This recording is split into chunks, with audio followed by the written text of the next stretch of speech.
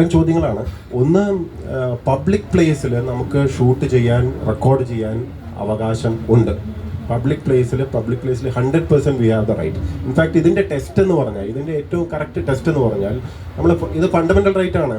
നമ്മൾ നോക്കുന്നത്, വായിക്കുന്നത്, അറിയുന്നത്, പറയുന്നത് ഇതെല്ലാം ഫണ്ടമെൻ്റൽ റൈറ്റിലാണ്. ഈ ഫണ്ടമെൻ്റൽ റൈറ്റിൻ്റെ ടെസ്റ്റ് എങ്ങനെയാണെന്ന് വെച്ചാൽ, എക്സ്പ്ലിസിറ്റ് ആയിട്ട് നിരോധിക്കാത്തിടത്ത് നിങ്ങൾക്ക് നിങ്ങളുടെ ഫണ്ടമെൻ്റൽ റൈറ്റ് പ്രയോഗിക്കാവുന്നതാണ്.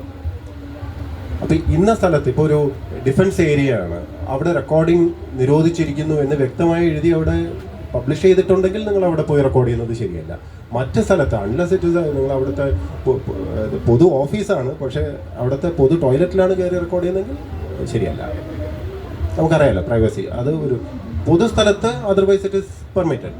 രണ്ടാമത്തത്, ഈ പറഞ്ഞുകൊണ്ട് പല സ്ഥാപനങ്ങളും നിയമവിരുദ്ധമായിട്ട് RTIയിൽ ഇൻക്ലൂഡഡ് അല്ല എന്ന് അവകാശപ്പെടുന്ന ഒരു ട്രെൻഡുണ്ട്.